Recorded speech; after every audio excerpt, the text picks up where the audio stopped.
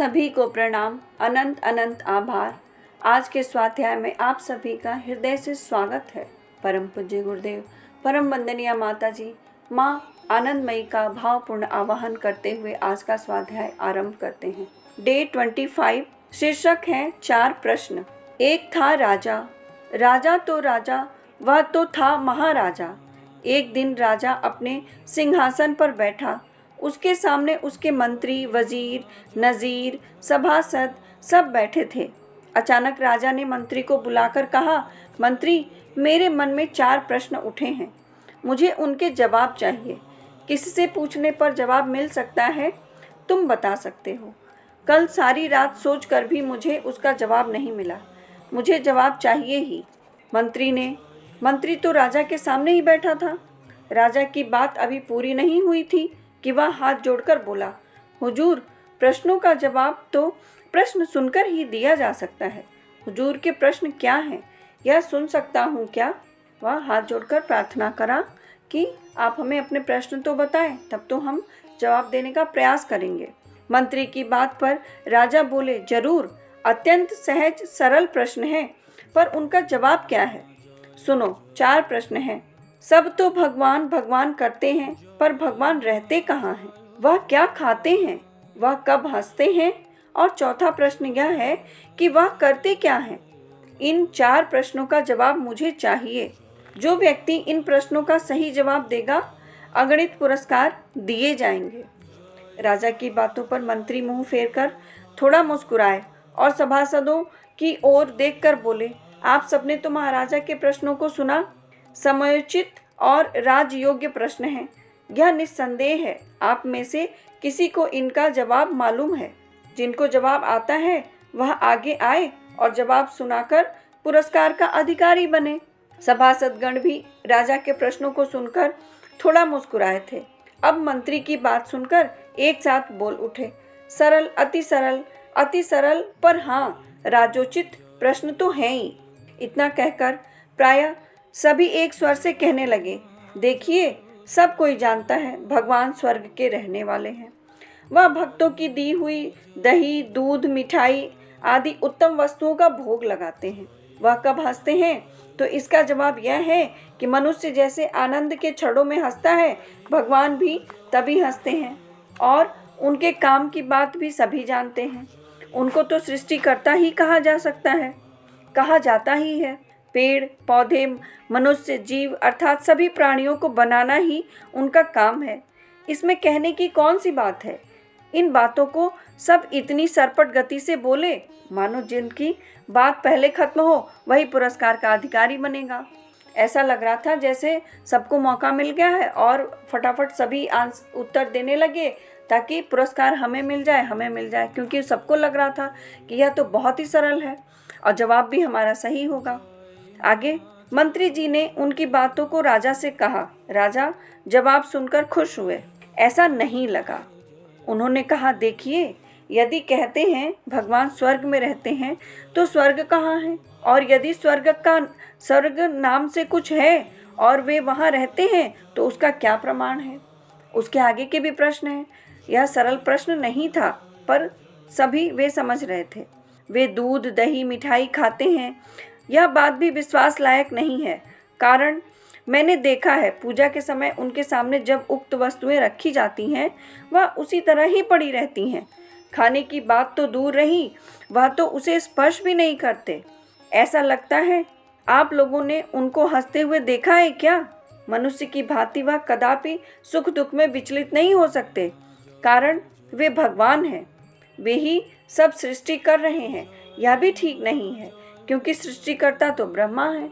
तो यह सारे प्रश्न के ऊपर प्रश्न थे और उनकी जिज्ञासा थी कि इनका उपयुक्त उत्तर यह नहीं है।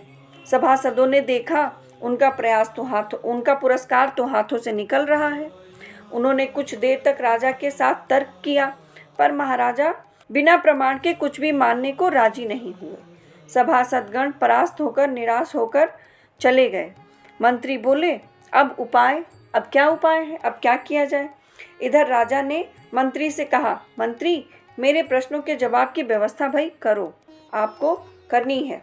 काफ़ी सोच विचार के बाद मंत्री जी ने कहा, हुजूर, ऐसा नहीं लगता, विद्वान पंडित ही इसका जवाब दे सकेंगे। मेरा निवेदन है, हुजूर के आश्रय में, हुजूर के राज्य में अनेक विद्वान पंडित निवास करते हैं, उनकी एक सभा बुलाई जाए और उसी सभा में इन प्रश्नों का जवाब मिल सकता है, ऐसा लगता है। मंत्री ने अपना मंतव्य राजा के सामने रख दिया कि ऐसी व्यवस्था की जा सकती है कि जो विद्वान है, पंडित हैं, उनको इसका जवाब अवश्य ही पता होगा, तो उनकी एक सभा बुला लेते हैं। राजा को यह बात ठीक लगी। उन्होंने साथ ही साथ आदेश देते हुए कहा, वाह मंत्री, यह है युक्ति संगत बात, आपकी बात उचित है। मेरे आश्रय में रहने वाले विद्वान पंडितों की कमी नहीं है, यह तो सच है। उनसे ही इन प्रश्नों का सही जवाब मिलेगा। मंत्री जी, आप तो आज ही राज्य में ढिंढोरा पिटवा दें। राजा का हुक्म, साथ ही साथ ढिंढोरा पिटवा दिया गया। राजा ने हुक्म दिया और ये ढिंढोरा पिटवा दिया गया कि राजा के कुछ प्रश्न हैं और जितने विद्वान पंडित हैं वे आमंत्रित हैं, वे आए और उनके प्रश्नों का उत्तर दें। अब क्या था, अनेक पंडित राजसभा में आने लगे, पर हाय, किसी का भी जवाब राजा के मन को छू न सका। वह पुरस्कार राशि पंडितों की पहुंच से बाहर रह गई।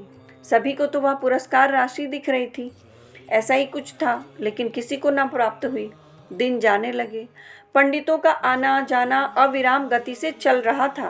पुरस्कार के लालच से सब आ रहे थे, पर निराश होकर सबको लौटना पड़ता था। उसी राज्य में एक किसान रहता था। वह अपने खेत में खेती करता था।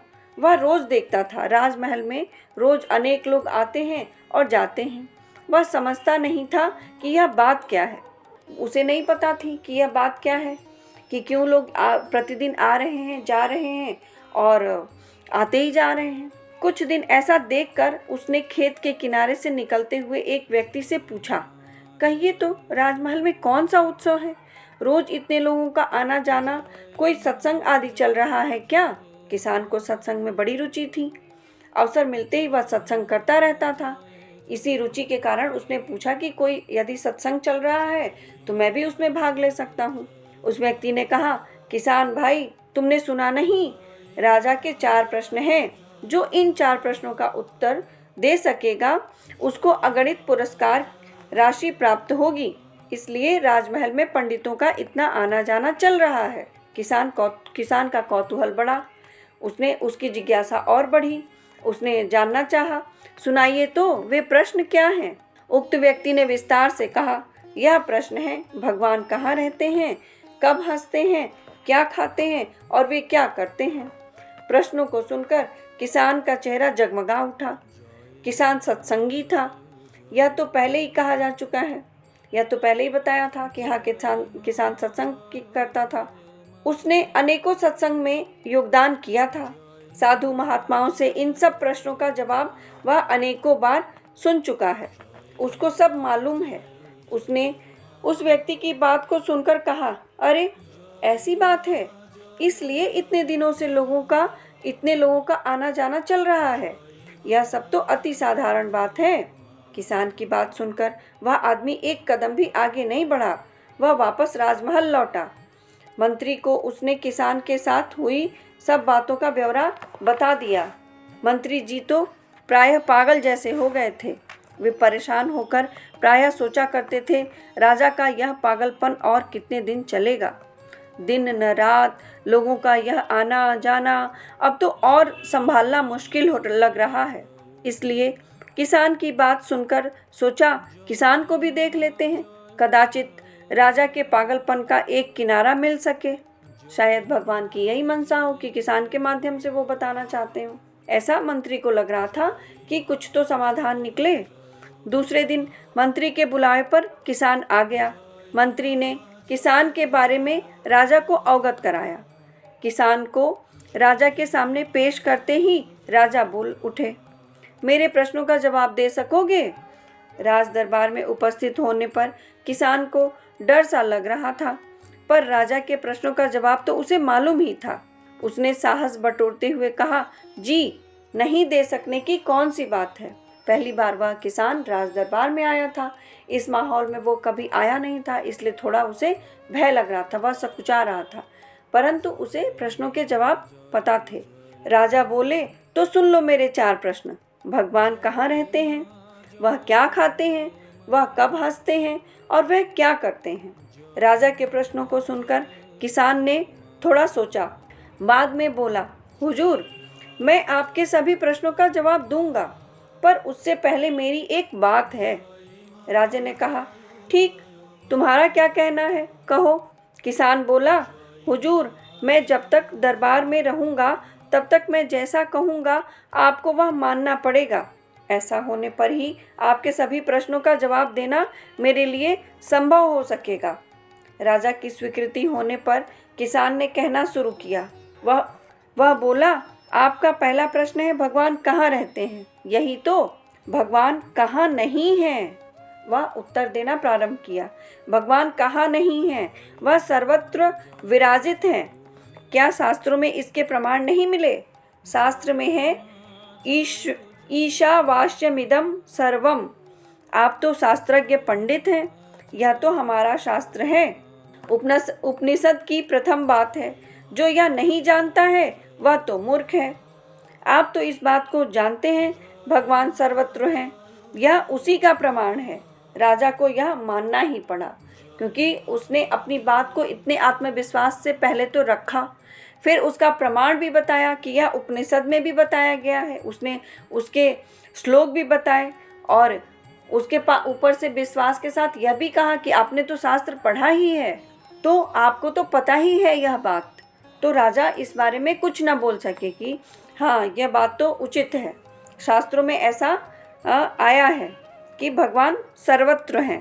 पहले ही कहा गया है कि किसान सत्संगी है। सत्संग की बातों को सुनकर उसको प्रायः सब कंठस्थ हो गया था। शास्त्र का प्रमाण पाने पर राजा को उसकी बात माननी पड़ी। राजा बोले, चलो मैं मान गया, पर वे खाते क्या हैं? किसान बोला, भगवान भक्तों के अहंकार को खाते हैं। किसान की बात सुनकर अब वह चौंक उठे। दोनों आंखों को बड़ी बड़ी करते हुए उन्होंने कहा, अहंकार कोई खाने की चीज है? उसका प्रमाण? किसान बोला, हुजूर, अहंकार ही मनुष्य के पतन का कारण होता है। जब तक मनुष्य भगवान की भक्ति नहीं करता तब तक वह सोचता है मैं ही सब कुछ कर रहा हूँ, मैं ही करता हूँ, मैं सब जानता हूँ। आप अवश्य ही जानते हो, जिस क्षण मनुष्य की परमात्मा में लौ लग जाती है, उन पर भक्ति विश्वास आ जाता है, उसी क्षण उसका मैं करता हूँ, मैं जानता हूँ यह कहना छूट जाता है। कितनी ही सुंदर लाइन है यह, और जीवन में अपनाने के लिए ही है यह, और कितना ही बढ़िया भाव है इसका कि जब तक हम मनुष्य यह समझते हैं कि मैं ही कर रहा हूँ और मेरा ही सब कुछ है, मैं जानता हूँ, तब तक तो हम भगवान को जान भी नहीं पाते सही से। और जब हम भगवान के प्रति अपनी श्रद्धा, अपने विश्वास को अटल कर लेते हैं और यह सोचते हैं कि यह सब कुछ भगवान ही कर रहे हैं, हमारे अंदर से भी आके वही बोल रहे हैं, वही कर रहे हैं, तब यह भक्ति का एक शुरुआत हो जाती है कहीं ना कहीं से। और तब वह अहंकार नहीं रह जाता कि मैं ये छूट जाती हैं।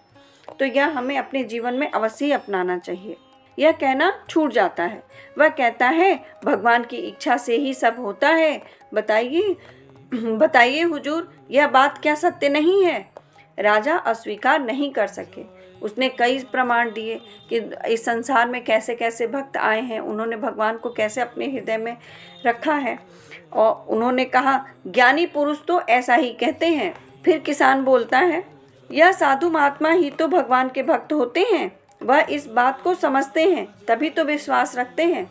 साधु महात्मा जो होते हैं वह इस बात को भली भांति अपने जीवन में धारण करते हैं और भगवान पे इतना अपना समर्पण भक्ति भाव से रहते हैं, तभी तो इतने विश्वास के साथ रहते हैं, और उनके अंदर यह अहंकार नहीं होता है, उनका अहंकार रहता ही नहीं है। भगवान ने उनके, कहता है किसान, कि अब उनका अहंकार कहाँ गया? भगवान ने उनके अहंकार को खा लिया। तो भगवान अहंकार खाते हैं तभी भक्ति जगती है। राजा ने सोचकर देखा, बात तो सही है। किसान बोला, अब आपका प्रश्न है भगवान कब हंसते हैं? हुजूर, उसका जवाब सुनिए। इस दुनिया की सबसे मजे की बात तो यह है, दुनिया में प्रतिदिन लाखों लाखों लोग जन्म लेते हैं और मरते हैं, उनमें से कोई भी सदा के लिए जीवित नहीं रहता, कभी रहा नहीं। आंखों के सामने प्रतिदिन इस घटना को देखते हुए भी लोग इस तरह से बातचीत तथा कामकाज करते हैं। लगता है वह सदा अमर रहेंगे, मृत्यु का सामना तो करना ही नहीं पड़ेगा। भगवान जब उनके मनोभावों तथा कामकाज को देखते हैं तब वह हंसते हैं। हुजूर, आप ही कहिए, क्या यह हंसने की बात नहीं है? किसान समझाने की कोशिश कर रहा है कि इस संसार की माया, मोह, जन्म, मृत्यु, इन सभी सत्य को हम सारे मनुष्य जानते हैं, समझते हैं, फिर भी हम इनमें ही उलझे रहते हैं। मोह, आसक्ति, माया और जन्म मृत्यु के बंधनों में ही उलझे रहते हैं। और भगवान यही देखकर हंसते हैं कि सब कुछ सारा मतलब इस मनुष्य को ही मैंने सर्वश्रेष्ठ बनाकर इस दुनिया का राजकुमार बनाकर भेजा और इसको सारे ज्ञान मैंने दिए, सारी बुद्धि दी, सर्वश्रेष्ठ बनाया, फिर भी सब जानते हुए मनुष्य ऐसे कर्म करता है और ऐसा जीवन जीता है, इसलिए भगवान हंसते हैं। राजा किसान की इस बात का भी खंडन नहीं कर सके। उनको इस बात को भी स्वीकार करना पड़ा। किसान की बात करने का ढंग तथा उसकी युक्तिपूर्ण बातों को सुनकर राजा मन ही मन प्रसन्न हो रहे थे और साथ ही साथ किसान के प्रति उनके मन में श्रद्धा की भावना भी जन्म ले रही थी। अब जैसे ही राजा ने किसान से चौथा प्रश्न पूछा, किसान ने कहा, हुजूर, आपको याद करा देता हूँ। प्रश्नों का जवाब देने से पहले मैंने आपसे निवेदन किया था, मैं जो कहूँगा वही आपको मानना पड़ेगा, तभी सब प्रश्नों का जवाब देना संभव हो सकेगा। आपने इस बात की स्वीकृति भी दी थी। आशा करता हूँ कि आपको यह याद है। राजा ने उसकी बात का जैसे ही समर्थन किया, किसान ने हाथ जोड़कर राजा से कहा, हुजूर, आप कृपा करके मेरे पास आकर खड़े होंगे। राजा सिंहासन छोड़कर जैसे ही किसान के पास आकर खड़े हुए, किसान ने बिना कुछ कहे राजा के सिंहासन पर जाकर वहाँ बैठ गया और राजोचित ढंग से सभा में उपस्थित सभी को देखने लगा। वह राजा की भांति जाके वहाँ बैठ गया। अब वह राजा को समझाना चाहता था। किसान का काम देखकर तो राजा हैरान रह गए। यह क्या? राजा के चेहरे पर असंतोष का भाव झलक उठा, पर वह किसान को कुछ नहीं कह सके, क्योंकि किसान ने पहले से ही राजा से शर्त रखा ली थी कि वह जो कहेगा राजा को उसे मानना पड़ेगा। उपाय रहित राजा थोड़ी देर तो चुप रहे, फिर थोड़ा क्रोध के स्वर में कहा, क्यों रे, बोल तो नहीं रहा है भगवान क्या करते हैं? तुम बता तो नहीं रहे हो कि भगवान क्या करते हैं? अब किसान सिंहासन से नीचे उतर आया और राजा को सिंहासन पर विराजने को कहा। अब उसने अपनी प्रार्थना कही उनसे कि अब आप स्वयं जाके सिंहासन पर पुनः बैठ जाइए।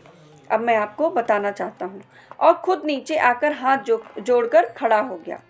राजा ने सोचा किसान शायद जवाब नहीं दे सकेगा, इसलिए वह शायद क्षमा मांग रहा है। राजा ने यह सोचकर थोड़ा क्रोधित स्वर में कहा, क्यों जी, चौथे प्रश्न का जवाब नहीं दे पा रहे हो? किसान ने हाथ जोड़कर कहा, यह क्या महाराज, मैंने तो जवाब दे दिया। राजा ने क्रोधित होकर कहा, कैसी झूठ बात बोल रहे हो? क्या कहा? तुमने तो कुछ भी नहीं कहा, फिर से बोलो। किसान डरा नहीं, उसने नरम स्वर में कहा, हुजूर, दिया तो आपने देखा ना, भगवान राजा को प्रजा और प्रजा को राजा बनाते हैं। अभी मैं राज सिंहासन पर राजा बनकर बैठा था और आप प्रजा की जगह थे। दूसरे क्षण ही मैं प्रजा और आप राजा हो गए। महाराज ने बात को समझते हुए कहा, ठीक, मैं समझ गया। मंत्री, पुरस्कार इसे दे दिया जाए। राजा ने यह बात समझ ली कि भगवान क्या करते हैं। भगवान हमारे कर्मों के ही फल स्वरूप, जिसको राजा बनाना होता है राजा बनाते हैं, जिसको रंक बनाना होता है रंक बनाते हैं, और जिसे प्रजा बनाने, कहने का तात्पर्य यही है कि जो भी है उसके बेस में, उसके संदर्भ में हमारे कर्म ही हैं। हमारे कर्म ही हमारे भाग्य बनाते हैं, हमारे कर्म ही हमारे जीवन के फल बनाते हैं। तो यही समझाने की कोशिश कर रहा है किसान कि भगवान हमारे कर्म फल को निर्धारित करते हैं। इस सृष्टि का निर्माण, उसका पालन पोषण और हमारे कर्म के फलों को देने का सारा कार्य भगवान ही करते हैं। आइए आज के इस भाव को परम पूज्य गुरुदेव परम वंदनीय माता जी माँ आनंदमयी के चरणों में हम समर्पित करें। आप सभी का बहुत बहुत बहुत धन्यवाद, सभी का अनंत अनंत आभार।